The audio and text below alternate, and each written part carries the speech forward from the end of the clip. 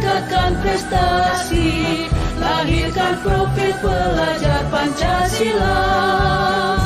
Belajar, bergerak, berbagi untuk negeri, kita menjalin kolaborasi.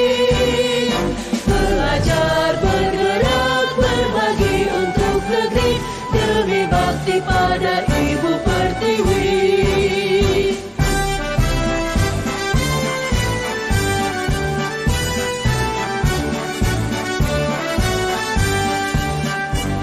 Bulatkan tekad, kuatkan hati, negeri ini memanggilmu kawan. Belajar, bergerak, berbagi untuk negeri. Assalamualaikum warahmatullahi wabarakatuh. Waalaikumsalam warahmatullahi wabarakatuh. Alhamdulillahirrabbilalamin. Sama-sama kita panjatkan puji beserta syukur kehadirat Allah Subhanahu wa Ta'ala yang telah memberikan kita kesehatan pikiran dan kesehatan badan sehingga kita bisa dapat berkumpul di ruangan ini untuk melaksanakan diseminasi budaya positif acara calon guru penggerak atas nama Ibu Junaida SPD. Selanjutnya selawat beriring salam sama-sama kita persembahkan ke pangkuan Nabi Muhammad SAW yang telah membawa kita dari alam jahiliyah ke alam Islamnya, dari alam yang tidak berilmu pengetahuan ke alam yang berilmu pengetahuan.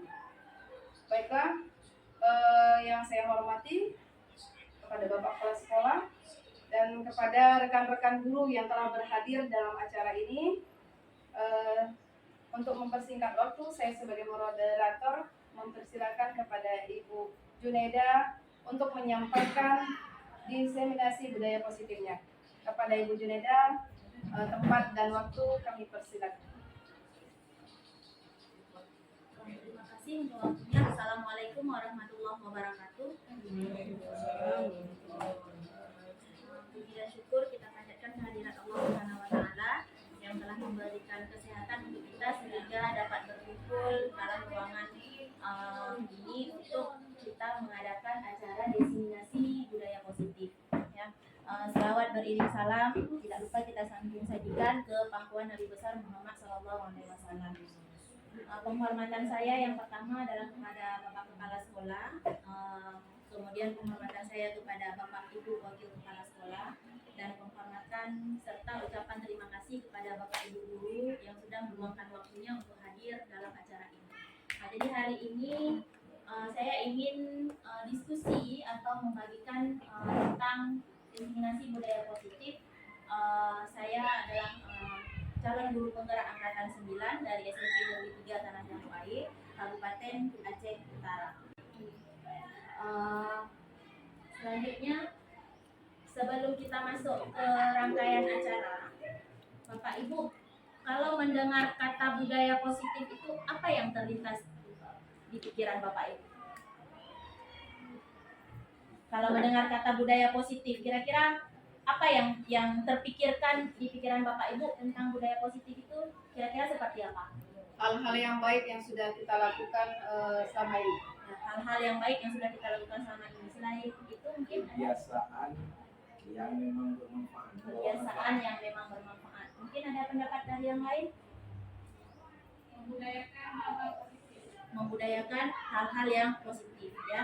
Jadi itu sebahagian dari kita sebenarnya sudah paham apa itu budaya positif. Nah, jadi budaya positif itu adalah sebenarnya perwujudan dari nilai-nilai atau keyakinan universal yang diterapkan di sekolah. Kenapa dibilang keyakinan universal? Keyakinan yang bisa digunakan untuk semuanya, ya.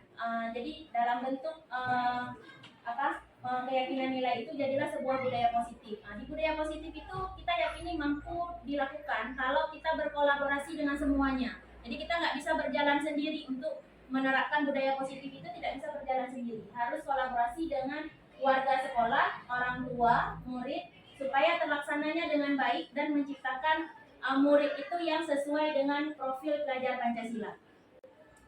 Kemudian di budaya positif itu ada beberapa konsep dasarnya, konsep budaya positif. Yang pertama, perubahan pembelajaran dengan paradigma baru. Kemudian yang kedua, ada disiplin positif dan nilai-nilai kebajikan. Kemudian yang ketiga, ada kebutuhan dasar manusia. Yang keempat, motivasi perilaku manusia. Yang kelima, posisi kontrol. Yang keenam, itu ada keyakinan kelas. Kemudian selanjutnya yang ketujuh, ada segitiga restitusi. Jadi ada 7 materi pokok tentang konsep budaya positif yang bisa kita terapkan di dalam lingkungan sekolah kita. Sekarang kita lihat satu persatu. Yang pertama, pembelajaran dengan paradigma baru. Bagaimana yang disebut dengan pembelajaran dengan paradigma baru? Pembelajaran yang berpusat atau pembelajaran yang dirancang berdasarkan pembelajaran berdiferensiasi. Artinya sesuai dengan kebutuhan murid. Selama ini kita memberikan pelajaran kepada murid sama untuk semua orang. Ada 28 orang sama semua. Diberikan tugas-tugas yang sama. Kemudian dari segi pembatasan waktu pengumpulannya juga sama. Nah, di sini dituntut kita untuk merancang pembelajaran yang berdiferensiasi. Artinya tergantung bagaimana kondisi si murid tersebut. Memang kalau kita lihat agak sedikit susah untuk kita jalankan, tapi pelan-pelan memang itu harus dirubah. Makanya dibilang pembelajaran dengan paradigma baru. Nah, dari situ kalau kita sudah pembelajarannya berdiferensiasi, di situ kita akan menghasilkan peserta didik yang belajarnya sesuai dengan kebutuhannya. Contohnya misalnya begini, ada anak yang memang dia condongnya ke bagian menggambar misalnya. Nah, kita bisa memberikan tugas kepada dia dalam bentuk nanti dikumpulkannya dalam bentuk gambar. Yang condong misalnya dia ke seni, dia bernyanyi, kita bisa suruh dia buat sebuah lagu atau puisi. Memang itu harus juga dilihat dari materi pembelajarannya, disesuaikan. Ya, memang pelan-pelan harus kita rubah pelan-pelan. Untuk apa itu? Supaya bisa mewujudkan profil pelajar Pancasila. Seperti kita tahu bersama bahwa profil pelajar Pancasila itu ada berapa dimensi, Bapak Ibu? Ada 6. Ada 6 dimensi. ya. Ada beriman dan bertakwa kepada Tuhan Yang Maha Esa, berkebinekaan global, bergotong royong, kreatif, bernalar kritis, mandiri. Ya, nah, kenapa dibuat berdiferensiasi? Supaya bisa terwujud 6 dimensi ini. Kalau misalnya pembelajaran itu hanya berpusat di satu hal saja, tidak disesuaikan dengan kebutuhan si anak, ini nggak akan muncul. Mandiri, bernalar kritis, kreatif, ini nggak akan muncul. Jadi dia mengikuti apa yang disampaikan oleh guru. Nah, selama ini dalam pembelajaran ada namanya miskonsepsi tentang teori kontrol. Ya, apa itu miskonsepsi tentang teori kontrol? Yang pertama, kita menganggap bahwa guru itu mengontrol murid. Jadi si murid harus mengikuti apa yang kita bilang. Kalau misalnya tugasnya harus kamu buat dikumpul sekarang, harus sekarang. Harus buat, harus seperti ini, harus seperti ini. Kita yang kontrol murid. Sebenarnya ini salah Bapak Ibu. Kita harus memberikan kebebasan kepada murid, tapi dengan catatan juga kita harus kita tetap harus menjaga dia, jangan sampai dia tidak buat tugas. Tapi bukan kita harus veto dia harus seperti itu. Kemudian yang kedua, ilusi bahwa semua penguatan positif efektif bermanfaat. Jadi saat anak berbuat salah, kita tanpa mau tahu apa alasan dia berbuat salah, kita langsung bilang kamu tidak boleh seperti itu, seharusnya seperti ini. Walaupun pikiran kita itu baik, karena kita kasih penguatan positif untuk dia. Ini seharusnya kamu berbuat seperti ini. Tapi nyatanya itu akan balik lagi ke mental dia. Karena dia sudah dianggap sebagai orang yang bersalah, tanpa kita mau tahu kenapa dia berbuat salah. Nah, kemudian yang ketiga, bahwa kritik membuat rasa bersalah mampu menguatkan karakter. Jadi begitu dia buat salah, kita kritik terus. Jangan seperti itu, bla bla bla bla bla. Kita anggap dengan kita mengkritik, dengan kita kasih sesuatu saran, itu akan bisa menguatkan karakter dia. Ternyata tidak, kadang-kadang tidak bisa membuat karakter dia, malah akan membuat dia semakin bersikap lebih lagi dari yang sudah dia kerjakan. Kemudian yang terakhir, ilusi bahwa orang dewasa berhak memaksa. Ya, kita berpikir bahwa kita guru lebih dulu kita yang sekolah, lebih dulu kita yang mempunyai ilmu, jadi kita bisa maksa si anak. Kamu harus seperti ini, kamu harus bawa ini, kamu harus menjalankan ini. Kalau dia tidak melakukannya, kita akan memberikan hukuman. Nah, ini adalah miskonsepsi tentang teori kontrol. Selanjutnya, Bagaimana mengubah paradigma stimulus respon ke pendekatan teori kontrol? Jadi yang selama ini dilakukan adalah stimulus respon. Stimulus supaya si anak itu inginkan kita adalah untuk membentuk karakter dia. Bagaimana kita merubah itu menjadi dalam hal teori kontrol yang sebenarnya yang harus dilakukan seperti apa? Ini ada tabel perbedaan antara stimulus respon dengan teori kontrol. Yang pertama, di stimulus respon ini kita menganggap bahwa kebutuhan kita ini sama. Jadi kita anggap kebutuhan murid adalah sama. Dia butuh belajar, dia butuh ilmu. Cuman itu yang kita anggap. Jadi sama semua. Ada 28 orang di situ, berarti dia hari ini misalnya materinya tentang sel, si anak butuh ilmu tentang sel. Padahal kalau menurut teori kontrol kebutuhannya beda. Memang dia butuh tentang sel, tapi bagaimana dia menyerap tentang ilmu itu kebutuhannya beda-beda. Kita harus melihat itu dulu. Istilahnya harus ada diagnosis di awal pembelajaran si anak itu kita kelompokkan jadi beberapa kelompok sesuai dengan kebutuhannya. Kemudian yang kedua, di stimulus respon semua orang melihat hal yang sama. Hampir sama seperti yang di atas. Sedangkan teori kontrol, setiap orang itu punya gambaran masing-masing. Menurut teori kontrol, si anak itu dia punya imajinasinya masing-masing. Jadi dari segi tugas yang saya bilang tadi, kalau misalnya tugas yang mau dibuat dalam bentuk poster, ada anak yang memang dia suka membuat poster. Dia punya imajinasinya masing-masing. Ada anak dia nggak bisa menggambar, dia hanya bisa menjelaskan. Berarti dia dengan kekuatan dia berbicara. Ada yang membuatnya dengan lirik, berarti dia masuknya ke wilayah dia seni atau menyanyi begitu. Jadi punya gambaran berbeda masing-masing. Kemudian yang ketiga, di stimulus respon kita mencoba mengubah orang agar berpandangan sama dengan kita. Jadi orang harus mengikuti kita, apa yang kita buat dia harus mengikuti kita kalau di stimulus respon. Sedangkan di teori kontrol kita berusaha memahami pandangan orang lain tentang dunia. Jadi perbedaan itu adalah hal yang wajar kalau di teori kontrol. Kita berusaha memahami perbedaan itu. Jadi tidak semuanya harus sama. Kemudian perilaku buruk dilihat sebagai suatu kesalahan. Jadi begitu anak buat salah, begitu dia melanggar, kita langsung menganggap dia salah. Tanpa kita harus tahu dia tujuan berbuat salah itu seperti apa. Di teori kontrol, semua perilaku itu punya tujuan. Si anak berbuat salah, si anak melanggar aturan, dia ada tujuannya untuk dia berbuat seperti itu. Kemudian kalau di stimulus respon, orang lain bisa mengontrol saya. Karena dengan anggapan tadi, kita mencoba mengubah orang berpandangan sama dengan kita. Kita beranggap kita bisa merubah orang harus mengikuti kita. Dengan kata lain, kita bisa mengontrol orang dan orang juga bisa mengontrol kita. Ternyata kalau di teori kontrol hanya kita yang bisa mengontrol diri kita sendiri dan kita tidak bisa mengontrol orang lain. Katakanlah misalnya dari segi ada dua orang yang sedang berseteru, yang satu ada sesuatu di tangannya, dia menggenggam sesuatu yang berharga untuk dia. Otomatis kan dia akan simpan di genggamnya. Yang satu orang dia mau mengambil yang digenggam di tangan yang si A tadi. Kita yang A ini karena kita anggap ini sangat berharga, otomatis kan ini akan dipertahankan. Apapun yang dibuat oleh si B yang dia mau membuka tangan kita tetap tidak akan mau. Artinya di sini kita mengontrol diri kita sendiri. Si B ini juga mengontrol diri sendiri, dia nggak mau kalah. Dia tetap mau membuka tangan tadi supaya kayak mana ceritanya dia bisa terbuka. Nah, itu adalah teori kontrol. Jadi masing-masing orang mengontrol diri sendiri untuk mencapai apa yang dia inginkan. Kemudian pemaksaan ada pada saat bujukan gagal. Jadi kalau saat kita bujuk anak-anak supaya dia berbuat, dia nggak mau, ilmu pemaksaan muncullah di situ, ancaman. Kalau kamu tidak berbuat, kalau kamu tidak kerjakan, nilai kamu kurang. Kalau kamu tidak kerjakan, kamu tinggal kelas. Itu ancaman. Sebenarnya itu tidak boleh. Harus ada kolaborasi dan konsensus menciptakan pilihan-pilihan baru. Jika dia tidak mau mengerjakan, kita kasih pilihan. Misalnya dia nggak mau mengerjakan karena besoknya harus dikumpul, nggak cukup waktu. Kita kasih pilihan. Bagaimana kalau kamu kumpul lusa?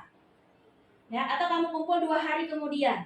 Nah, itu kolaborasi dengan murid. Kita kasih pilihan ke dia supaya dia tetap mengerjakan tugas, tapi dia nggak merasa diancam oleh kita. Itu masuk ke teori kontrol. Kemudian stimulus yang terakhir, model berpikir menang atau kalah. Jadi kalau di stimulus respon yang ada cuma 2 hal, menang kalah. Kalau yang satu menang, berarti satu lagi kalah. Sedangkan di teori kontrol menang dan menang, seperti saya bilang tadi, di yang kasus menggenggam tangan dengan tidak menggenggam tangan kita nggak bisa tentukan siapa yang menang. Dua-duanya menang karena mempertahankan apa yang dia yakini, apa yang dia pikir itu tepat, itu yang dipertahankan. Jadi di teori kontrol tidak ada cerita menang atau kalah. Selanjutnya kita masuk ke disiplin positif. Sebelum kita ke disiplin positif, disiplin itu berasal dari kata disiplina yang artinya belajar. Belajar di sini adalah yang mengacu pada memiliki tanggung jawab terhadap apa yang dilakukan berdasarkan nilai-nilai yang diyakini. Jadi disiplin itu adalah belajar untuk bertanggung jawab tentang apa yang sudah diyakini. Nah, disiplin positif itu adalah salah satu cara untuk menerapkan disiplin tadi. Salah satu cara untuk menerapkan pembelajaran yang bertanggung jawab itu namanya adalah disiplin positif. Dengan cara untuk menumbuhkan kesadaran, ya. Tujuannya adalah menumbuhkan kesadaran peserta didik, memberdayakan peserta didik tanpa imbalan, tanpa penghargaan, tanpa ada ancaman, tanpa ada hukuman. Jadi istilahnya dia mau mengerjakan karena memang motivasi dirinya sendiri, karena dia mau. Itulah yang disebut dengan disiplin positif. Di sini tugas kita adalah sebagai guru, tugas kita adalah harus menciptakan peserta didik yang memiliki disiplin diri sehingga dia bisa berperilaku yang mengacu pada nilai-nilai kebajikan universal dan memiliki motivasi intrinsik, artinya motivasi dari dalam dirinya sendiri, bukan karena disuruh oleh guru. Dia berbuat bukan karena takut peraturannya, bukan takut karena dihukum, atau dia mau mengerjakannya karena dikasih imbalan, kamu nanti dapat permen misalnya, atau kamu nanti saya kasih jajan misalnya. Tapi dia memang betul-betul dia melakukannya karena memiliki motivasi intrinsik dalam perubahan perilakunya ke arah yang lebih baik. Nah, sekali lagi saya sampaikan memang untuk kita terapkan ini tidak semudah dengan kita ngomong, tapi kita harus melakukan sedikit demi sedikit perubahan supaya mencapai ke arah yang lebih baik, ya. Contoh untuk nilai-nilai kebajikan universal yang bisa kita terapkan, nilai kebajikan universal itu adalah nilai yang disepakati bersama. Jadi kita sepakat dulu nilai apa yang mau kita buat disiplin positifnya, ya. Jadi nilai yang disepakati bersama, nggak peduli di sini agamanya, tidak peduli suku, bahasa maupun latar belakang. Jadi semuanya bebas menyampaikan pendapatnya. Dia mau nilainya yang mau apa yang dia ini nanti baru disepakati bersama. Contoh dari nilai kebajikan. Kalau misalnya dengan profil pelajar Pancasila, kita sudah tahu bahwa ada 6 dimensi profil Pancasila. 6 dimensi itu masuk ke nilai-nilai kebajikan karena ini dianggap dia adalah bentuknya nilai kebajikan yang universal. Kemudian ada lagi yang toleransi, rasa hormat. Ini kan universal ya. Kemudian integritas, mandiri, menghargai, antusias, empati, keingintahuan, kreativitas, kerjasama, percaya diri, dan komitmen. Ini adalah contoh nilai kebajikan menurut PYP. Kemudian ada lagi nilai kebajikan yang berhubungan dengan keterampilan hidup. Contohnya adalah dapat dipercaya. Kemudian lurus hati, pendengar yang aktif, tidak merendahkan orang lain, dan memberikan yang terbaik dari diri. Ya, nah, di sini banyak hal yang bisa kita lakukan. Contohnya misalnya jadi pendengar yang aktif. Kita harus mendengar dulu keluh kesah si anak kenapa dia berbuat salah. Jangan kita begitu dia cerita baru dia buka mulut langsung kita potong. Kamu salah begini. Kita dengarkan dulu. Atau kita bisa dengan cara tidak merendahkan orang lain. Nggak mesti di segi murid ini. Bisa juga dari segi kawan misalnya. Ya, walaupun mungkin yang disampaikan itu tidak sesuai dengan yang kita harapkan, tapi kita harus menghargai dengan cara tidak merendahkan orang lain. Kita tahu bagaimana cara menyampaikan yang baik dengan cara tidak merendahkan pendapat orang. Kemudian memberikan yang terbaik dari diri. Kita berusaha menampilkan apa yang kita ada, ya. Kekuatan apa yang ada pada diri kita. Jangan kita malu karena orang lain lebih hebat dari kita nggak berani berpendapat. Nah, ini adalah beberapa contoh dari nilai kebajikan universal. Kemudian selanjutnya ada kebutuhan dasar manusia. Ya, namanya kebutuhan dasar manusia. Apa itu kebutuhan dasar manusia? Adalah segala sesuatu yang dilakukan itu untuk mendapatkan apa yang dia inginkan. Jadi kita manusia ini punya beberapa kebutuhan. Saat kita melakukan itu berarti kita mau mencukupkan atau mau memenuhi kebutuhan kita. Nah, seluruh tindakan yang dilakukan pasti memiliki tujuan. Tujuannya apa? Untuk memenuhi kebutuhan dasar kita. Ya, jadi begitu juga dengan anak-anak atau murid kita. Kalau dia berbuat salah, berarti ada salah satu kebutuhan dasar ini yang dia perlukan untuk kita penuhi. Jadi kita harus tahu dulu kebutuhan dasar seperti apa. Nah, kemudian ada berapa kebutuhan dasar? Ada 5 kebutuhan dasar manusia. Yang pertama, kebutuhan bertahan hidup. Ini pasti. Kalau tidak bertahan hidup, berarti kan dia akan manusia akan punah. Ya, jadi bertahan hidup. Bagaimana cara memberikan kebutuhan ini? Bagaimana cara memenuhinya? Tentunya dengan makanan, pakaian, tempat tinggal, keamanan, dan kesehatan. Ini semua dipenuhi supaya bisa bertahan hidup. Kemudian kebutuhan yang kedua apa? Kasih sayang dan rasa diterima. Semua manusia dia pengen disayang, pengen dikasihani, pengen diterima oleh orang lain. Nah, bagaimana cara kita memenuhinya? Yaitu dengan cara rasa diterima, dipedulikan, berbagi, kerjasama, menjadi bagian dari kelompok. Jadi ada kadang-kadang si anak dia butuh perhatian dari kita. Dengan dia berbuat salah, kadang-kadang mungkin dia pengen dikasihani, dia pengen dipedulikan sama kita. Jadi yang dia butuhkan adalah kebutuhan dasar yang kedua, kasih sayang dan rasa diterima. Kemudian ada juga dia yang ingin kadang-kadang dia dikucilkan oleh kelompoknya. Dia berbuatlah yang salah supaya dilihat sama kawan-kawannya. Cari perhatian lah istilahnya. Nah, ini adalah berbagai macam kebutuhan untuk kasih sayang dan rasa diterima. Kemudian selanjutnya yang ketiga ada penguasaan. Kita juga kadang-kadang butuh untuk merasa bahwa kita berkuasa. Bagaimana cara memenuhinya? Adalah dengan harga diri. Kan ada orang kadang-kadang begitu kita sanggah, dia merasa harga dirinya itu dilecehkan. Nah, di situ dia ingin memenuhi kebutuhan penguasaannya ini. Kemudian keinginan untuk dianggap, makanya dia berbuat salah supaya mau dianggap. Karena dia ada berbuat salah, kita kan perhatiannya udah ke dia. Dia mau menampilkan bahwa saya bisa, saya berprestasi. Tapi karena mungkin prestasinya tidak secemerlang kawan yang lain, dia tertutupi. Sehingga dia buat salah, padahal saya bisa.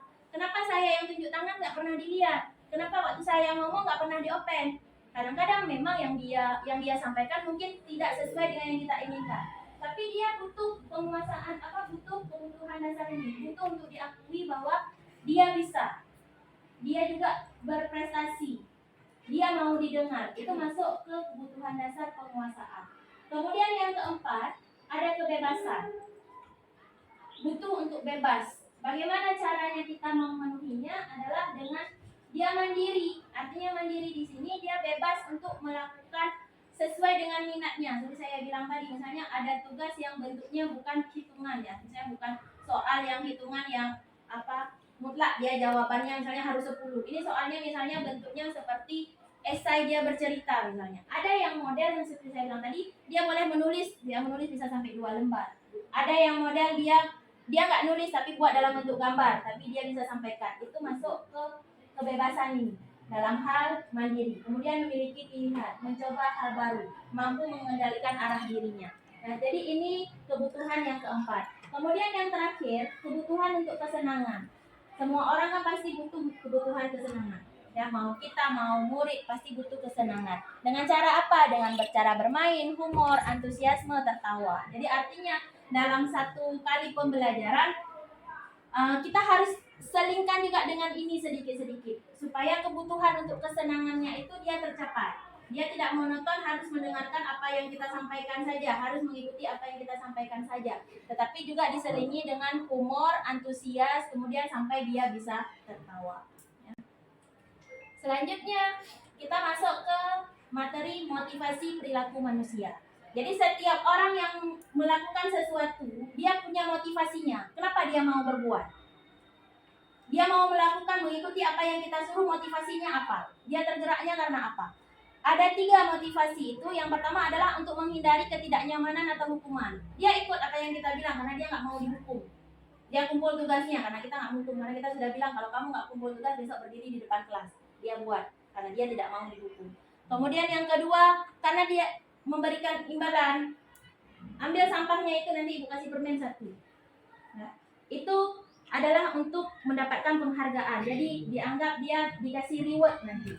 Nah, sebenarnya apa yang kita lakukan itu, kalau yang 2 ini itu adalah motivasi ekstrinsik, motivasi yang disebabkan oleh orang lain. Dia mau berbuat karena ada dorongan dari orang lain, ya, baikkah itu hukuman ataupun karena dia penghargaan. Nah, satu lagi, ada motivasi karena dia memang menginginkan apa yang dia lakukan itu adalah untuk menghargai dirinya sendiri. Kemudian dia melakukan memang karena dia percaya akan nilai-nilai tanggung jawabnya. Sebenarnya ini yang paling bagus, karena ini adalah motivasi dalam dirinya sendiri. Ya, motivasi intrinsik ini yang harus kita ciptakan kepada peserta didik kita sekarang. Jangan dia berbuat karena ada hukuman, jangan dia berbuat karena kita kasih penghargaan, tapi betul-betul dia berbuat karena rasa tanggung jawab dari dirinya sendiri, karena memang dia yakini bahwa itu nilai yang dia butuhkan, yang harus dia kerjakan. Ini masuk ke motivasi intrinsik. Jadi tugas kita untuk membudayakan, buat budaya positif itu adalah untuk menimbulkan ini, supaya si anak itu bisa melakukan sesuatu itu karena memang motivasi dari dirinya sendiri atau motivasi intrinsik. Selanjutnya ada perbedaan antara yang dinamakan dengan hukuman, konsekuensi, dan restitusi. Yang dinamakan dengan hukuman itu adalah dia tidak terencana atau tiba-tiba. Begitu dia berbuat salah, kita langsung bilang, kamu salah, bersihkan WC, atau kamu tidak kumpulkan PR, berdiri di depan. Itu adalah hukuman. Nah, di sini murid tidak tahu apa yang akan terjadi, tidak dilibatkan dalam proses penetapan hukuman itu. Dia nggak dilibatkan, guru yang langsung putuskan sendiri. Kalau misalnya ini salahnya, hukumannya ini, salahnya ini, hukumannya ini. Murid nggak tahu apa-apa. Bersifat satu arah. Kenapa satu arah? Karena gurunya saja yang menentukan tanpa ada konfirmasi dengan murid. Kemudian biasanya hukuman ini bersifat dia fisik atau psikis, ya, kena ke badannya. Fisiknya apa? Misalnya kita suruh berdiri di depan kelas selama 1 jam pelajaran, ya. Atau ke psikisnya apa? Dia malu karena sudah berdiri di depan kelas. Kemudian yang kedua, ada yang namanya konsekuensi.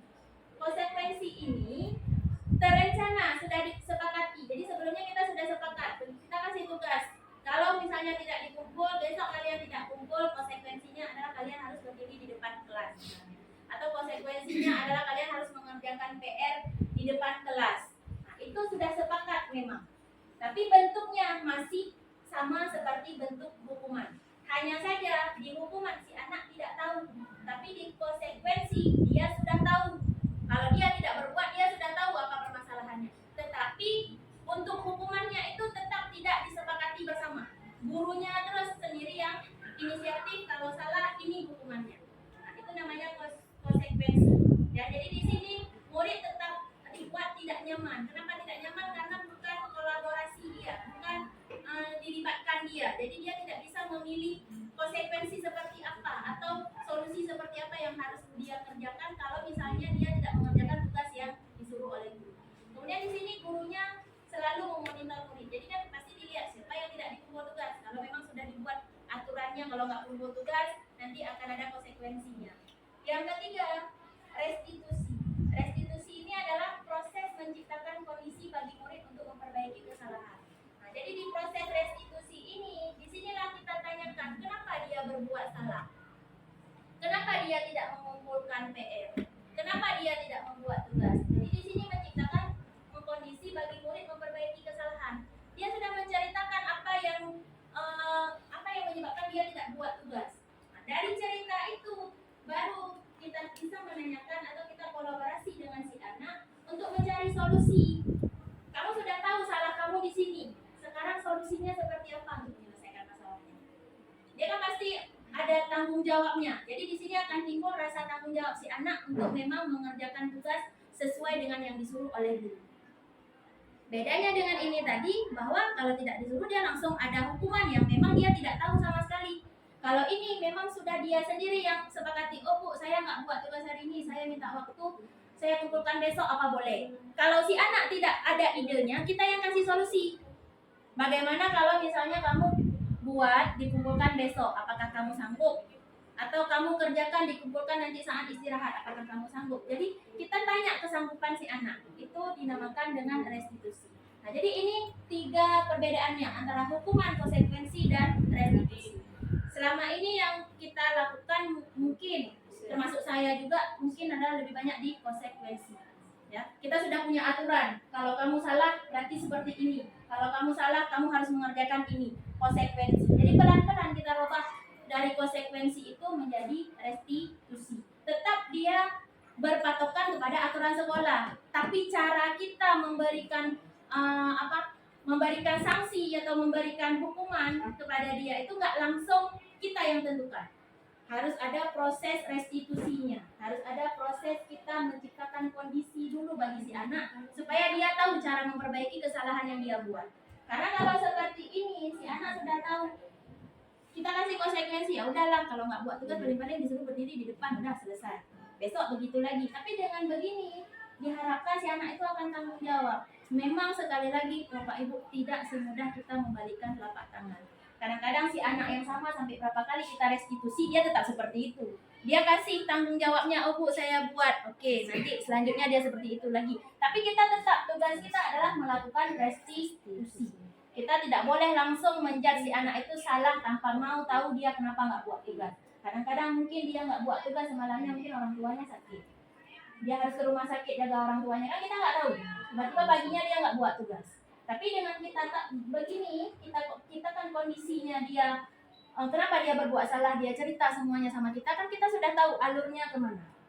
Dari situ kita bisa kasih dia solusi apa yang harus dia perbuat supaya memperbaiki kesalahan. Kemudian selanjutnya, ini contoh perbedaannya Bu. Katakanlah misalnya kasusnya murid datang terlambat. Ini perbedaan antara hukuman, konsekuensi dengan restitusi. Kalau dia hukuman, murid itu disuruh berdiri di depan kelas, seperti saya bilang tadi, itu hukuman. Kemudian gurunya marah-marah, kita pasti bilang, kenapa kamu terlambat ini itu segala macam. Kemudian muridnya ada juga yang model disuruh tulis, saya tidak terlambat lagi sebanyak 100 kali atau 50 kali disuruh tulis, supaya kita beranggapan bahwa untuk efek jerah, karena dia capek menulis, besok dia nggak akan terlambat lagi. Ya, itu masuk ke hukuman.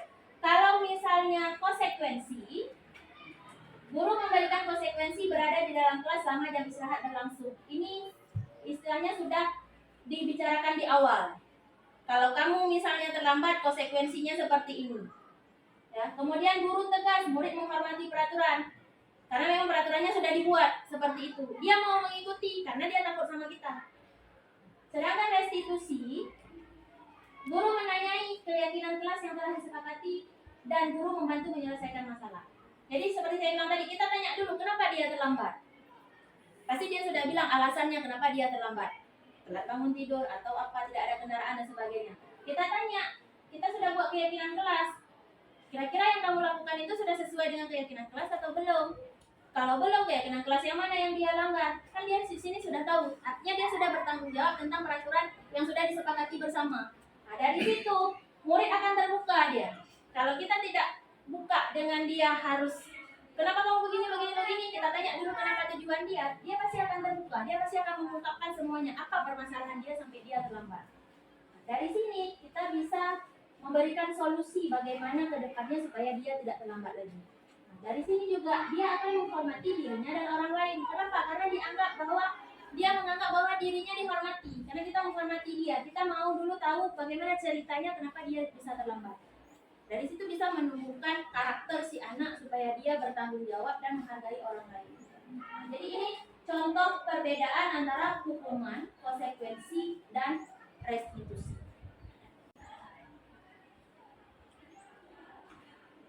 Selanjutnya ada 5 posisi kontrol guru. Jadi kita sebagai guru ada 5 posisi kontrol kita. Yang pertama adalah sebagai penghukum. Yang kedua, pembuat merasa bersalah. Dan yang ketiga sebagai teman. Yang keempat, pemantau. yang kelima adalah sebagai manajer.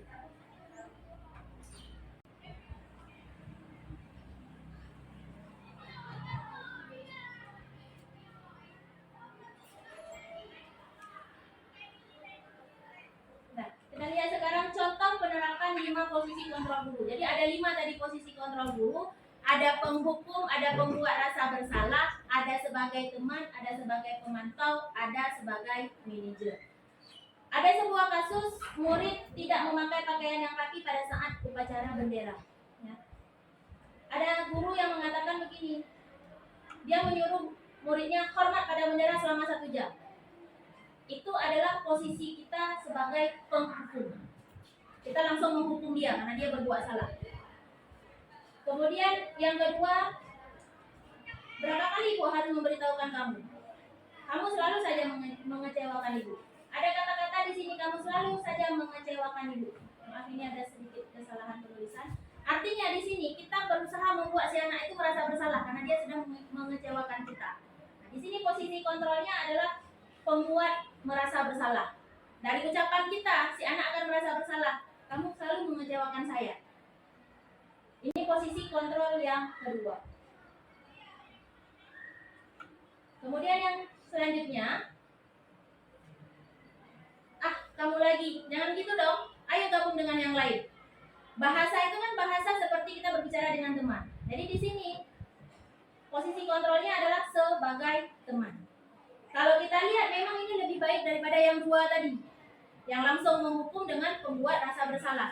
Tapi ini juga tidak bagus bagi si anak. Kenapa? Karena merasa dia dibela. Jadi dia suka hati aja berbuat salah. Ada ibu itulah yang bela saya nanti. Dia merasa dekat dengan seorang guru, nggak apa-apa saya buat salah, ada yang bela lah nanti. Karena ada guru yang mau berteman dengan saya. Kalau dibandingkan dengan 2 yang di belakang, memang ini lebih baik. Tetapi kalau untuk menciptakan karakter si anak harus sesuai dengan profil Praja Pancasila, si anak yang bertanggung jawab ini juga tidak akan baik. Karena dia tidak akan merasa bertanggung jawab untuk dia menyelesaikan permasalahan dia. Kemudian yang keempat, kamu sudah melanggar peraturan sekolah, kamu tahu konsekuensinya. Nanti saya cek, kerjakan apa yang harus kamu lakukan. Ini adalah sebagai pemantau. Jadi si guru tugasnya adalah memantau si siswa itu yang berbuat salah sudah mengerjakan nggak yang seharusnya dia kerjakan kalau dia berbuat salah. Konsekuensi apa yang harus dia turuti kalau misalnya dia berbuat salah. Itu adalah sebagai pemantau. Selanjutnya yang kelima, ada guru yang mengatakan, apakah kamu tahu kesalahan kamu? Kira-kira bagaimana kamu memperbaiki kesalahan kamu? Ini adalah posisinya sebagai manajer. Artinya kita yang menjembatani si murid itu supaya dia tahu kesalahannya apa, supaya dia mau memberikan solusi untuk kesalahannya, supaya dia bisa memperbaiki kesalahannya. Bagaimana cara dia memperbaiki kesalahannya? Kita yang harus memfasilitasi dia. Nah, di sini disebut posisi kita adalah sebagai manajer. Dari 5 posisi kontrol guru tadi, sebenarnya kita semua guru itu adalah dituntut harus jadi seperti ini. Jadi posisi kita adalah sebagai manajer. Selama ini saya pribadi memang saya pribadi juga posisi kontrolnya masih ke paling berat adalah ke pembuat rasa bersalah. Kan kita selalu bilang, selalu kamu yang buat, selalu kamu yang mengecewakan saya, selalu kamu yang berbuat salah dengan saya, ya. Bahkan mungkin yang lebih tragisnya lagi kita ada di posisi penghukum sekali-sekali, ya. Paling bagus yang kita lakukan selama ini adalah posisi di teman. Kita berusaha merangkul si anak supaya menjadi teman, tapi belum sampai ke posisi manajer. Inilah yang harus kita rubah sedikit-sedikit supaya posisi kontrol kita itu adalah berubah ke posisi yang manajer.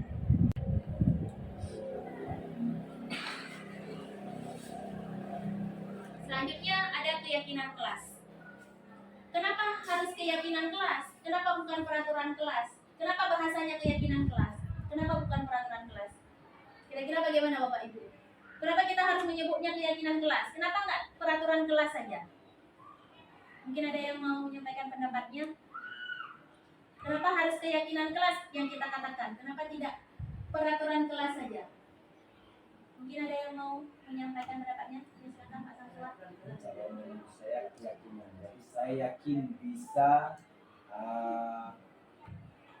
yang saya yakin bisa saya kerjakan. Kalau peraturan mungkin bisa saya langgar ataupun nggak mau saya ikuti. Tapi kalau keyakinan, saya yang merasa yakin, saya akan melakukan seperti yang saya yakin. Terima kasih Pak Samsuar tanggapannya. Betul seperti Pak Samsuar bilang, kalau keyakinan kelas kita memang sudah yakin apapun yang kita tuliskan di keyakinan kelas kita sudah yakin sanggup kita jalankan. Kalau peraturan belum tentu, karena kita nggak meyakini bahwa itu akan sanggup kita jalankan, bisa jadi ini dilanggar. Bukan artinya keyakinan kelas nggak akan dilanggar, tapi saat pelanggaran keyakinan kelas dia sudah yakin bahwa ini yang memang dia sudah yakini, berarti dia harus punya solusi untuk menyelesaikannya. Tapi kalau peraturan dia nanti akan biarkan aja peraturan yang memang sudah dibuat. Ada bahkan yang mengatakan bahwa peraturan dibuat untuk dilanggar. Tapi kalau keyakinan, karena memang dia sendiri yang membuat. Jadi di keyakinan kelas ini, keyakinan kelas adalah sesuatu yang diyakini bersama, berasal dari penyatuan pikiran untuk menjadi nilai-nilai kebaikan untuk diturunkan di kelas. Jadi ini dilakukan bersama-sama di dalam kelas. Diyakini bersama-sama kalau itu keyakinan yang harus ditaati di dalam kelas ini supaya proses pembelajaran dalam 1 tahun di dalam kelas ini berjalan dengan lancar. Memang diyakini bersama-sama. Semua warga di dalam kelas ini ikut dalam proses keyakinan kelas. Jadi semua keyakinan kelas itu kita harus memperhatikan beberapa hal tentang pembentukan keyakinan kelas. Yang pertama, keyakinan kelas itu harus bersifat abstrak. Kemudian yang kedua, harus merupakan pernyataan universal. Jadi bahasanya itu harus universal, harus bisa digunakan oleh semua orang. Kemudian yang ketiga, dibuat dalam pernyataan positif, jangan pernyataan negatif. Misalnya begini, ada nanti yang menuliskan jangan membuang sampah sembarangan. Jangan itu kan kata-kata negatif. Jadi saat dijadikan ke keyakinan kelas, jangan itu dirubah, dihilangkan kata jangan dengan cara misalnya dituliskan membuang sampah pada tempatnya. Jadi lebih positif, artinya saat dibaca sama orang juga sampainya adalah energi positif, bukan energi negatif. Kalau kita bilang jangan membuang sampah di sembarang tempat, kesannya kita akan menyuruh. Tapi kalau membuang sampah pada tempatnya itu kesadaran kita sendiri. Nah, sehingga keyakinan kelas itu harus dibuat dalam pernyataan positif. Kemudian yang keempat, sedikit saja agar mudah diingat. Jadi nggak perlu banyak-banyak. Keyakinan kelas itu poinnya nggak perlu terlalu banyak. Ya kisarannya antara 3 sampai 7. Jangan terlalu banyak. Supaya apa? Supaya si anak atau si murid di dalam kelas itu sanggup dia mengingatnya. Kalau terlalu banyak, dia kan nggak fokus nanti. Tapi kalau misalnya hanya 5 atau 7, dia sanggup ingatnya poin apa saja yang harus dia terapkan di dalam kelasnya. Kemudian sesuai dengan kondisi kelas dan sekolah sehingga mudah diterapkan. Selanjutnya, semua warga sekolah atau kelas dilibatkan saat membuat keyakinan kelas. Ini yang paling penting. Semuanya harus dilibatkan. Semuanya kita harus mendengarkan pendapat dia. Semuanya dia harus berpendapat apa yang dia mau di dalam kelas ini. Dari semuanya itu baru kita pilih yang mana yang sama. Misalnya kita kelompokkan, kemudian kita sepakati kira-kira kita ambil yang mana kesepakatan. Ya. Nah, kemudian ini ada beberapa foto saat proses pembentukan keyakinan kelas yang sudah saya buat. Ini adalah proses merumuskan peraturan. Jadi ini yang dilibatkan semua warga sekolah, dia sampaikan kira-kira peraturan apa yang dia mau tulis. Ditulis semua dan ditempel. Ada jumlahnya 28 orang, berarti 28 orang yang akan menempelnya tadi. Jadi dilibatkan semua. Nah, dari peraturan kelas ini, prosesnya selanjutnya adalah peraturan kelas menjadi keyakinan kelas. Dari yang 28 ini kita pilih. Kita pilah-pilah dulu. Yang sama misalnya tentang kebersihan satu kelompok, tentang tanggung jawab satu kelompok, tentang menghargai satu kelompok. Dari situ baru kita ambil dia ke keyakinan kelas. Ada yang bahasanya negatif, kita rubah ke bahasa positif. Jadilah sebuah keyakinan kelas, kita buat dia menjadi keyakinan kelas. Kemudian supaya si anak-anak ini lebih bertanggung jawab, kita bisa minta semua warga kelas itu untuk tanda tangan.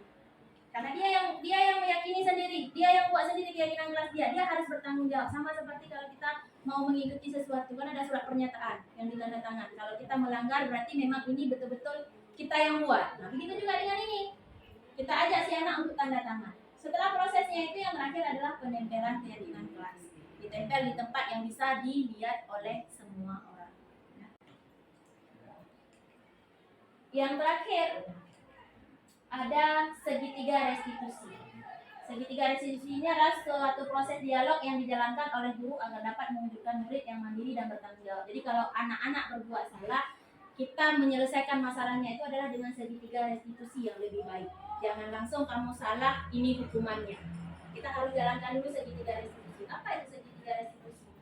Ada 3 tahap dalam segitiga restitusi. Yang pertama tahapnya adalah menstabilkan identitas.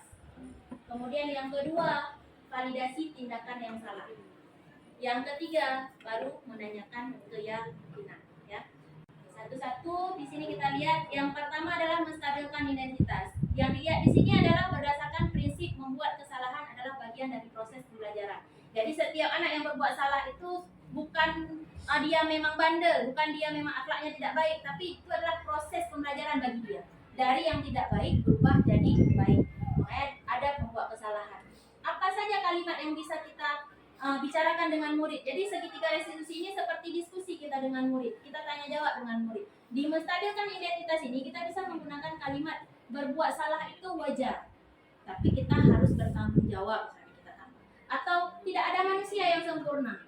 Atau kita bisa bilang ibu juga pernah melakukan kesalahan itu. Jadi dia merasa bahwa bukan dia sendiri yang salah. Orang lain juga pernah berbuat salah, sehingga di situ kita bisa menenangkan dia. Dari dia yang posisinya merasa bersalah, dari dia posisinya takut, dia bisa tenang di situ. Karena kita kasih penguatan untuk dia dalam menstabilkan identitas. Kemudian selanjutnya ada validasi tindakan yang salah. Di sini yang dilihat adalah prinsip setiap perilaku berupaya memenuhi suatu kebutuhan tertentu. Seperti yang tadi saya bilang, ada 5 kebutuhan dasar manusia. Si anak berbuat salah berarti dia mau memenuhi salah satu kebutuhannya. Ada sesuatu kebutuhannya yang tidak terpenuhi. Nah, di sini diskusi dengan murid, kita bisa menanyakan sama muridnya dengan kalimat, kamu pasti punya alasan mengapa berbuat salah itu. Jadi kita tanya, kenapa dia berbuat salah? Atau kalau misalnya dia dalam keadaan dia marah sekali, kita bisa menanyakan sama dia, padahal kamu bisa melakukan yang lebih buruk dari ini. Jadi kita buat dia supaya dia mau bercerita kepada kita. Itu pada tahap validasi tindakan yang salah. Setelah kita sudah tahu kenapa dia berbuat salah, apa tujuannya, setelah dia tenang dan sebagainya, terakhir baru kita tanya, menanyakan keyakinan. Jadi di sini yang dilihat adalah prinsip teori kontrol, bahwa pada dasarnya kita termotivasi secara intrinsik. Jadi si anak yang terinisiatif sendiri memberikan solusi dari permasalahan dia, motivasinya dari dia sendiri. Nah di sini kita bisa menanyakan apa keyakinan kelas kita yang sudah kita buat, atau nilai apa yang telah disepakati bersama. Jadi ini contoh-contoh bahasa atau kalimat yang bisa kita gunakan saat kita melakukan segitiga restitusi dengan anak. Ini ada sebuah contoh segitiga restitusi yang sudah saya buat. Ada sebuah video. Kasusnya di sini adalah anak-anak yang tidak mengumpulkan tugas.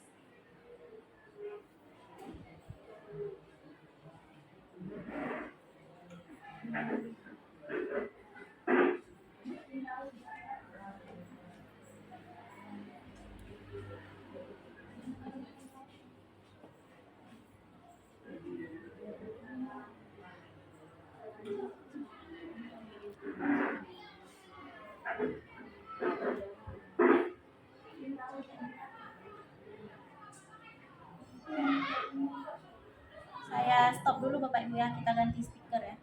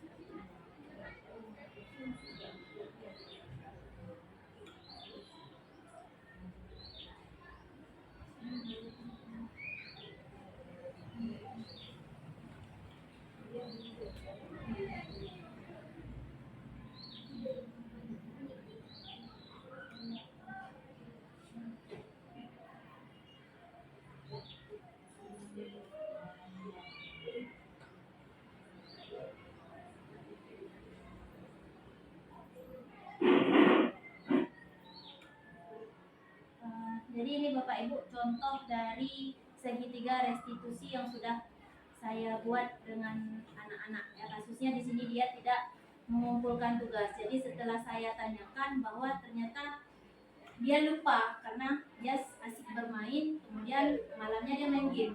Jadi kasus anak-anak kita sekarang kan nggak tidur malam gara-gara dia main game. Ujung-ujungnya dia lupa mengerjakan tugasnya.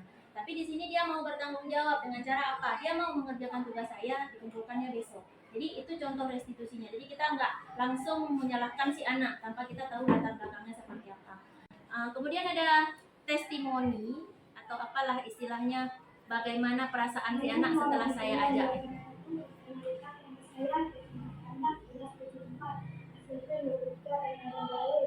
Saya senang sekali diajak diskusi oleh ibu untuk dapat mempertanggungjawabkan kesalahan yang saya buat, yaitu tidak mengumpulkan PR. Saya harus belajar bertanggung jawab, yaitu harus mampu membagi waktu untuk bermain dan mengerjakan PR. Terima kasih Ibu. Assalamualaikum warahmatullahi wabarakatuh. Jadi di sini si anak itu dia tidak merasa disalahkan karena kita diskusi tadi dengan dia. Jadi di situ kita bisa menciptakan karakter supaya dia bertanggung jawab dengan apa yang dia lakukan. Bagaimana caranya dia memberikan solusi atas permasalahan dia. Nah, jadi dari penerapan yang sudah saya lakukan, baik dari segi keyakinan kelas, dari segi restitusi tadi, memang masih sangat banyak kekurangan. Ya, saya perlu refleksi lagi karena memang jujur itu adalah pertamanya saya melakukan restitusi ya. Dan pada saat restitusi itu mungkin banyak hal yang tidak saya sebutkan, mungkin dengan menggali kebutuhan apa yang paling dia inginkan atau yang harus dia penuhi. Jadi tindak lanjut untuk kedepannya adalah saya akan melakukan restitusi itu lebih baik lagi ya. Dan harapan saya di sini dari acara hari ini, dari diseminasi yang sudah saya sampaikan, Bapak Ibu mau berkolaborasi dengan saya dan Bu Yus selaku CGP Angkatan 8, sama-sama kita ciptakan budaya positif yang ada di sekolah.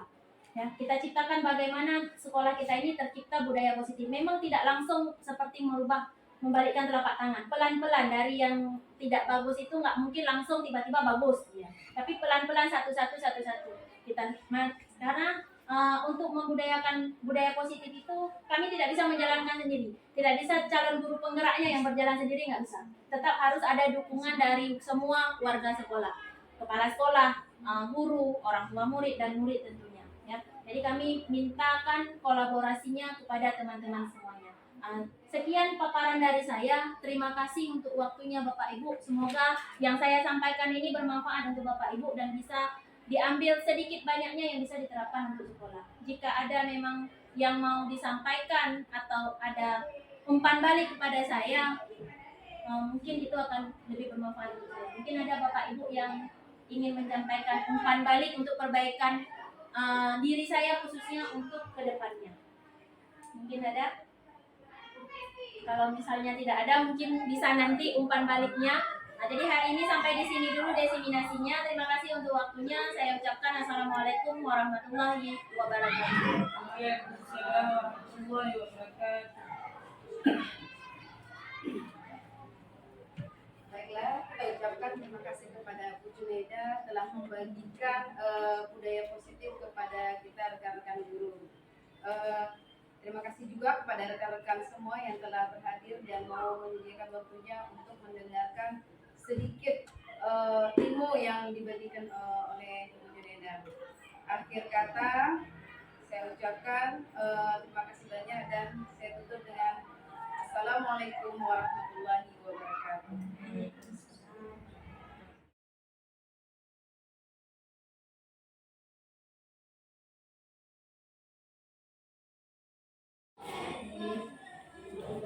Assalamualaikum warahmatullahi wabarakatuh. Waalaikumsalam warahmatullahi wabarakatuh. Baik anak-anak sekalian, hari ini kita akan membuat keyakinan kelas ya untuk kelas kita yang akan kita gunakan selama 1 tahun untuk kita belajar di dalam kelas ini ya. Keyakinan kelas itu adalah sebuah bentuk peraturan ya yang kita sepakati bersama, yang di dalamnya itu mengandung nilai-nilai kebijakan yang ingin kita ciptakan ya supaya kelas kita ini aman, nyaman dan tertib ya. Nah, jadi nanti pada saat pembuatan keyakinan kelas ini adalah kebebasan kalian. Kalian yang menentukan mau seperti apa keyakinan kelas kita, ya. Jadi masing-masing dari kalian nanti saya bagikan kertas ini, ya. Nanti tuliskan masing-masing satu orang satu keinginan yang harus ada di dalam kelas ini seperti apa. Ya, masing-masing cukup satu saja. Paham? Paham ya? Jadi saya bagikan, kalian tuliskan masing-masing satu.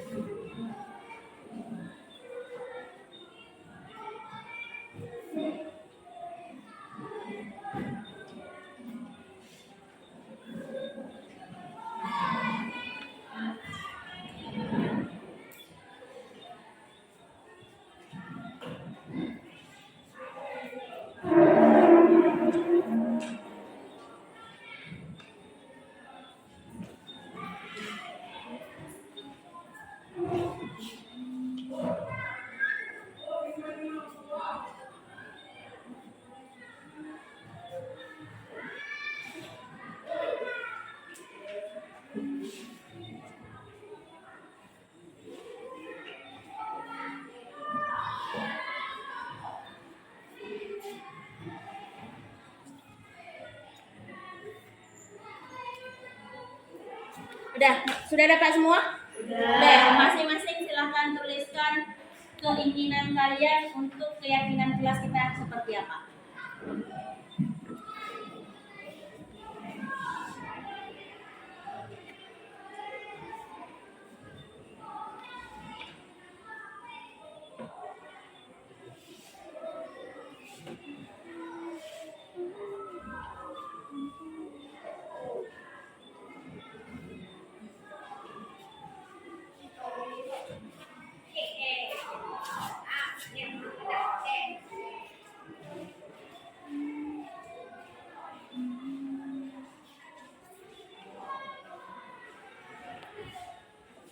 Bagi yang sudah, boleh langsung tempelkan ke papan tulis. Bagi yang sudah, silakan tempelkan ke papan tulis.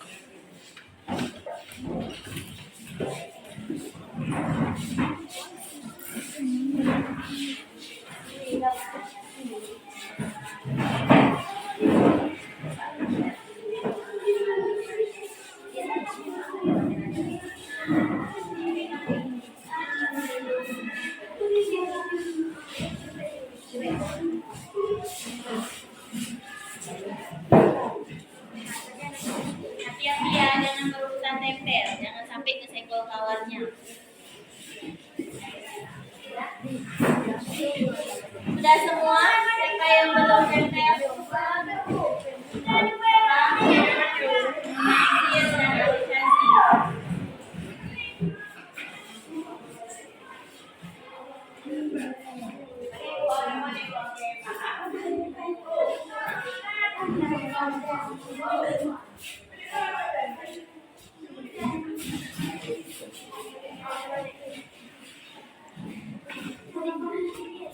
Sudah semua?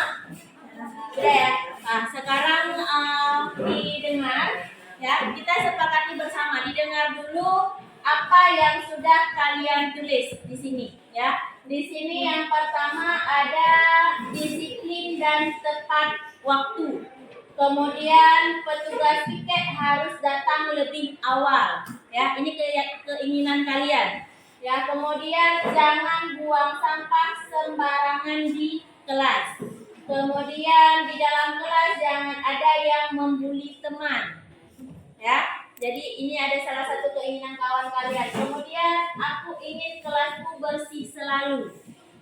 Kemudian selalu jaga kebersihan. Saya saling menghargai orang tua. Kemudian ini terbalik, saya suka membersihkan sekolah. Ya. Kemudian aku ingin berbicara dengan guru yang sopan. Kemudian saling menghormati. Ya, kita kembali kemari yang pink. Jangan membuang sampah sembarangan. Memakai seragam sekolah sesuai hari dengan rapi. berperilaku sopan santun dan saling menghargai satu sama lain. Berperilaku sopan santun dan saling menghargai satu sama lain. Menjaga kebersihan kelas dan sekolah.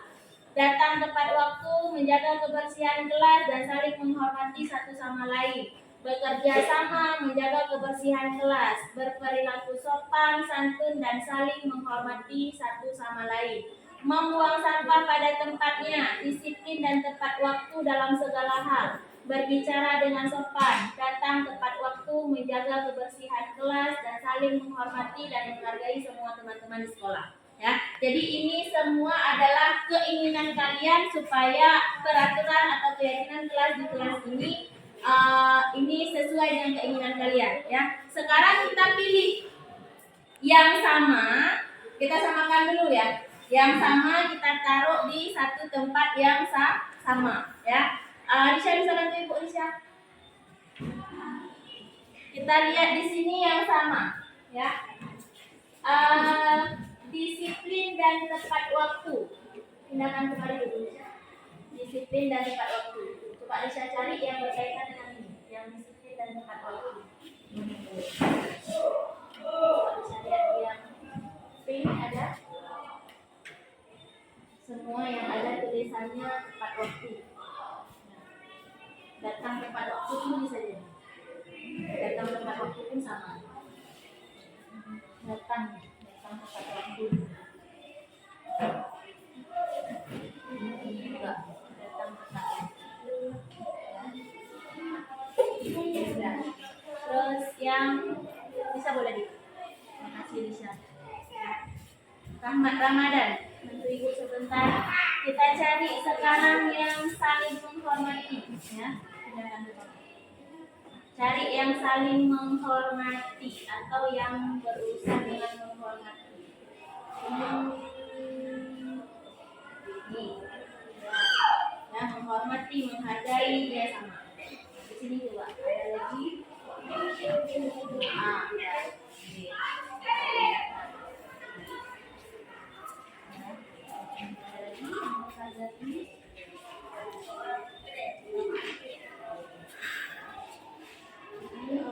Berperilaku sopan.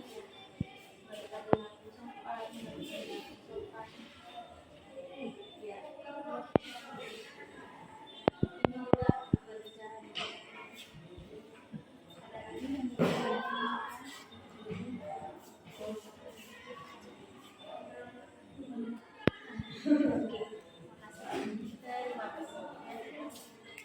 Ayo, Gaby silakan. Nanti kita udah ya. Ini kita sudah dapat satu yang pembahasannya adalah tentang datang tepat waktu. Ya, ini sama semua, walaupun ada sedikit bahasa yang berbeda. Kemudian yang di bawah ini adalah saling menghormati atau saling menghargai atau intinya sopan santun. Ya. Nah, sekarang kita cari yang sama lagi. Ini, ya. Masalah kebersihan. Kemarin bisa? Masalah kebersihan. Coba cari semua yang berhubungan dengan kebersihan. Satukan dia. Yang kebersihan. Ya.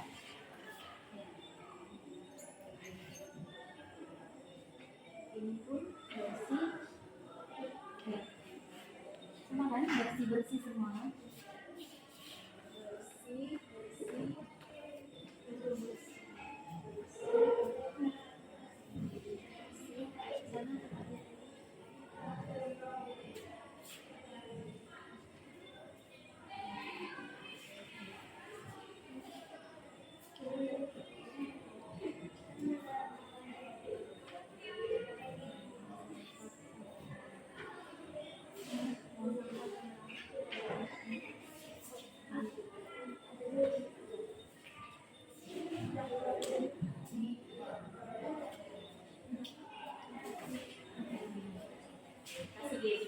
Ya, jadi kita sudah kelompokkan ini. Yang pertama ini masalah datang tepat waktu ke sekolah. Ya. Yang kedua ini adalah kelompok saling menghargai dan menghormati. Yang ketiga ini adalah masalah kebersihan. piketnya datang lebih awal, ya, tidak buang sampah sembarangan, ya, kemudian menjaga kebersihan lingkungan, itu kan masalah kebersihan. Yang ini dia sendiri. Di dalam kelas jangan ada yang membuli teman, ya. Kemudian satu lagi, memakai seragam sekolah sesuai dengan hari dengan rapi, ya, dengan sesuai harinya dengan rapi. Nah, jadi kita lihat sekarang ada 1, 2, 3, 4, 5 keyakinan kelas yang sudah kalian tulis, ya. Nah, kemudian di sini Ibu lihat di kelompok saling menghargai ada tertulis berperilaku sopan santun, selalu menghormati satu sama lain, ya. Kemudian ada disiplin dan tepat waktu dalam segala hal. Kemudian ini juga menjaga kebersihan kelas dan saling menghormati dan menghargai satu sama lain, ya. Nah, jadi sekarang kita akan membuat keyakinan kelas kita dari yang sudah kalian tempelkan ini. Dari yang kalian inginkan, kita akan tetapkan keyakinan kelas kita, ya. Siapa bisa bantu Ibu? Haikal sama Rahmatul Asri.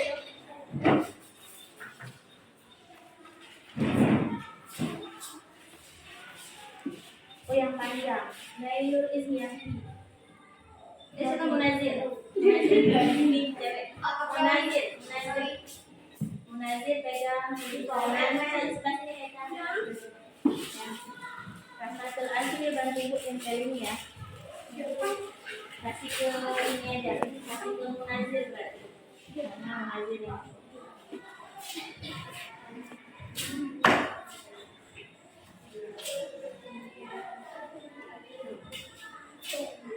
Tempel Munazir.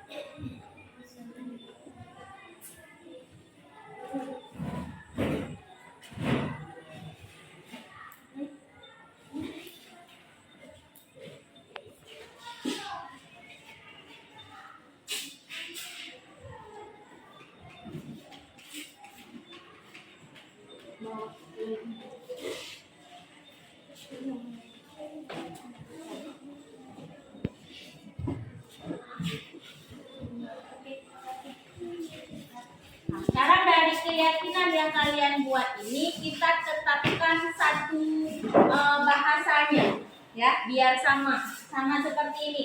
Yang poin nomor 1 ini kan semuanya berhubungan dengan datang tepat waktu ke sekolah, tapi masing-masing ini kan ada 4 yang berbeda, ya. Nah, kira-kira untuk datang tepat waktu ke sekolah ini bahasa yang tepatnya seperti apa kita tulis? Kira-kira bahasa yang lebih tepatnya seperti apa kita tulis? Di sini disiplin dan tepat waktu, kemudian disiplin dan tepat waktu dalam segala hal, datang tepat waktu, datang tepat waktu. Kita ambil yang mana? Sepakatnya kalian kita ambil yang mana? Apa kita ambil disiplin dan tepat waktu? Apa kita ambil disiplin dan tepat waktu dalam segala hal? Kalau yang 2 ini datang tepat waktu, yang mana kita ambil? Sepakatnya yang mana? Yang mana? Yang mana? Yang nomor 2, ya. Yang nomor 2 tentang apa?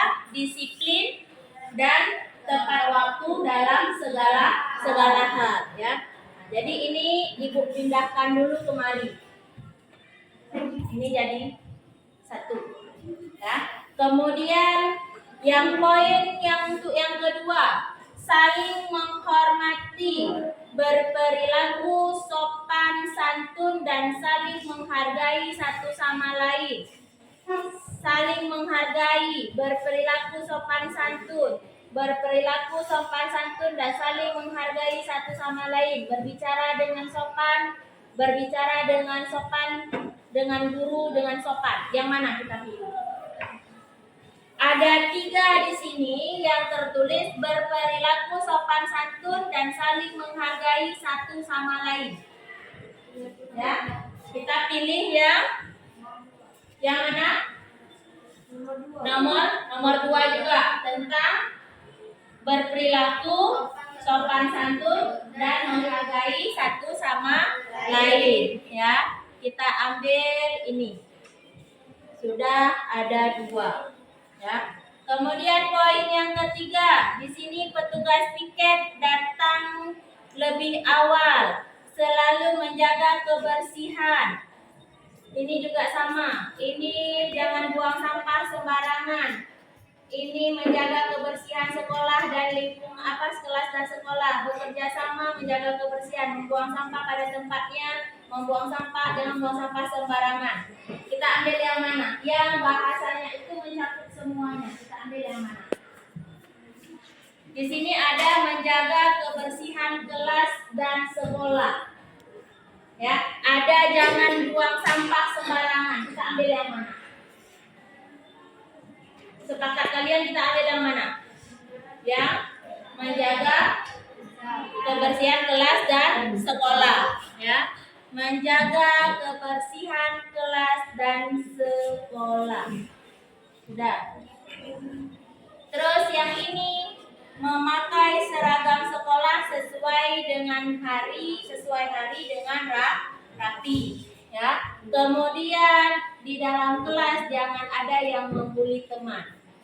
Berarti ada 5 di sini yang kalian inginkan. Ya, ada 5 yang kalian inginkan. Di dalam kelas jangan ada yang membuli teman. Ini sama juga dengan menghargai. Jadi dalam satu kelas kita harus saling menghargai. Jadi yang ini bisa kita masukkan dia ke dalam kategori ini nanti. Saling menghargai satu sama lain. Ya.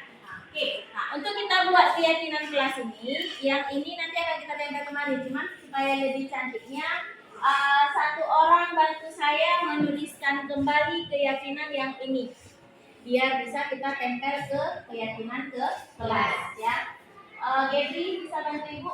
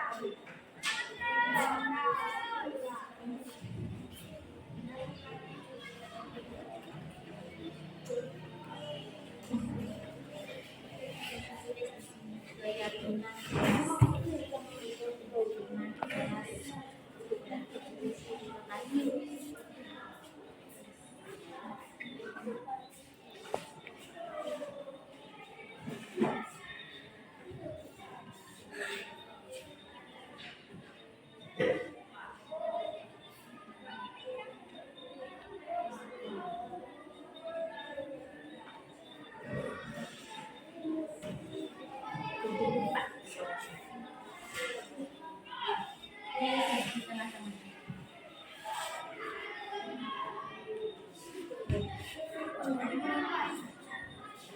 Udah ya, jadi kita sudah dapat keyakinan kelas kita. Di sini sudah dituliskan kembali ya di kertas yang berbeda. Ya. Floridin, bantu ibu sebentar, mari. Ambil ini, tempelkan satu-satu.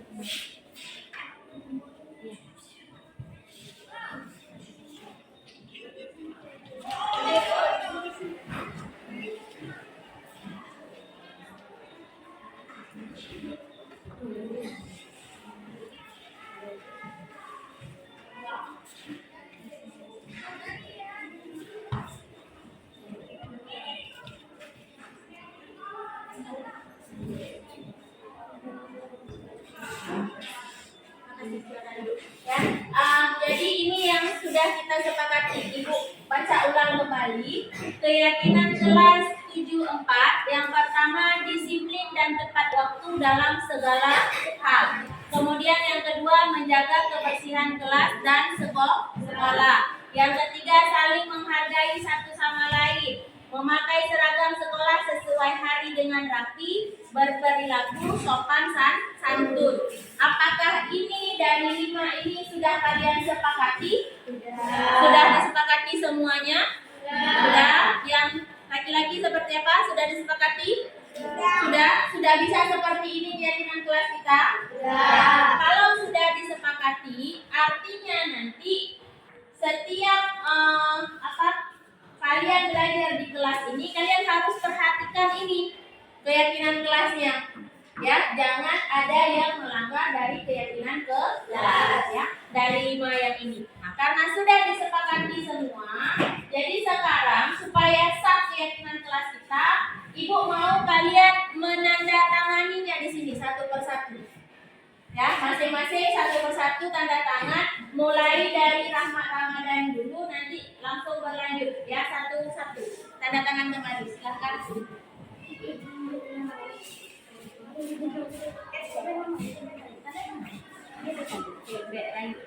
Sesuai mereka buat semua nanti ya. Oke, lanjut terus.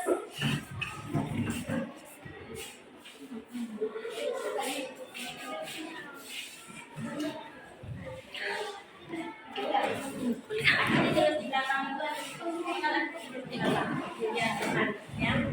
Terus absensi ya, tadi di belakang. Ini itu di belakang. Oh, pada dekat sini ya.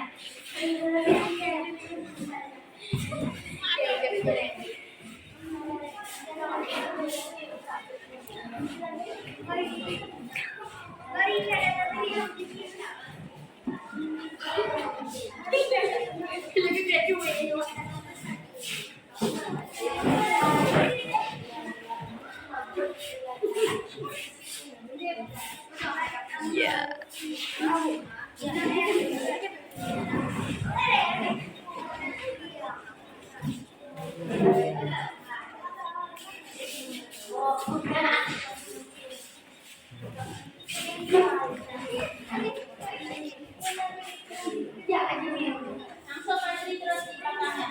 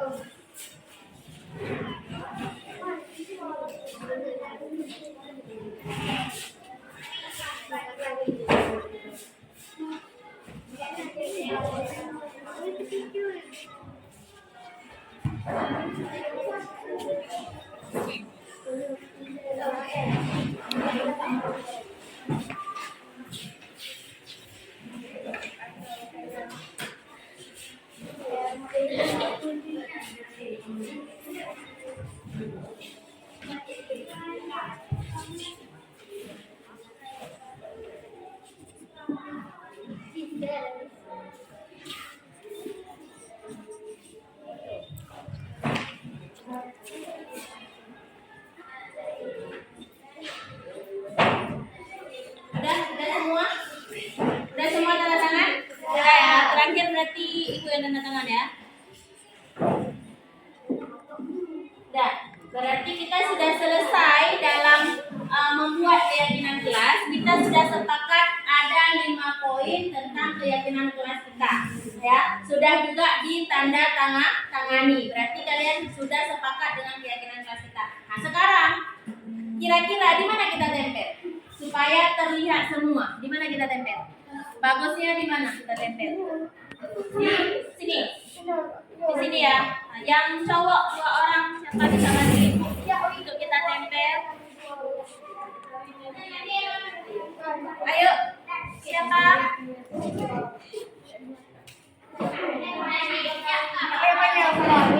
Rawi, Haikal. Cabut dulu ini.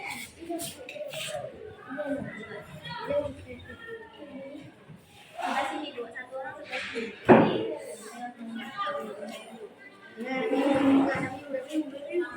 ya.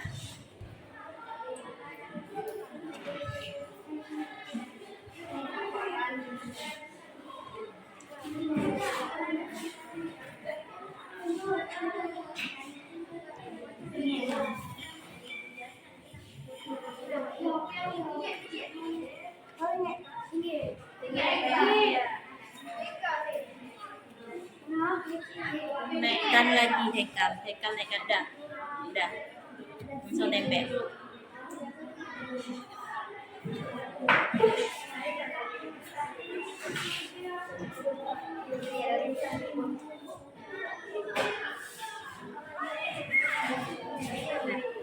Terima kasih ya.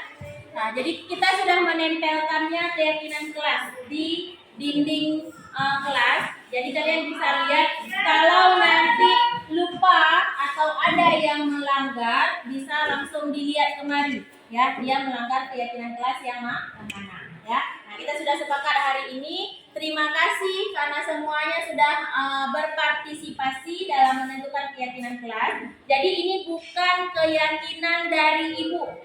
Bukan ibu yang membuat keyakinan untuk kelas ini, tetapi kita membuatnya bersama-sama ya. Terima kasih untuk partisipasinya. Assalamualaikum warahmatullahi wabarakatuh. Waalaikumsalam warahmatullahi wabarakatuh. Assalamualaikum warahmatullahi wabarakatuh. Perkenalkan, nama saya Muhammad Haikal dari kelas